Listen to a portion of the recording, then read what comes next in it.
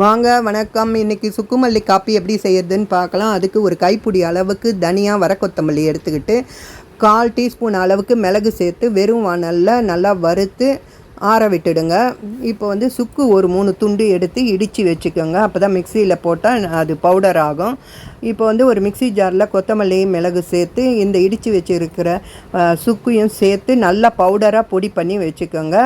தேவைப்படும் போது எடுத்து ஒரு ஸ்பூன் சேர்த்து தண்ணியில் கொதிக்க விட்டு குடிச்சிட்டு வந்தீங்கன்னா அவ்வளோ நல்லது உடம்புக்கு. இப்போ 2 டம்ளர் அளவுக்கு இந்த தண்ணியை கொதிக்க விட்டு அதில் 2 ஸ்பூன் ஃபுல்லாக இந்த பவுடரை சேர்த்து கொதிக்க விடுங்க.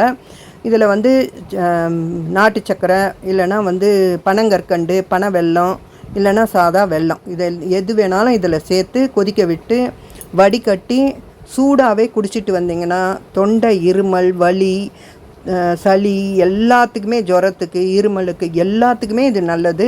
ஒரு வேளை காஃபியை நிறுத்திட்டு இதை டெய்லி குடிச்சிட்டு வாங்க, அவ்வளோ நல்லது இது. நீங்களும் உங்கள் வீட்டில் இதே மாதிரி செய்து பார்த்து எப்படி வந்ததுன்னு கமெண்ட்டில் சொல்லுங்கள். சப்ஸ்கிரைப் பண்ணுங்கள், லைக் பண்ணுங்கள், ஷேர் பண்ணுங்கள். தேங்க்ஸ் ஃபார் வாட்சிங்.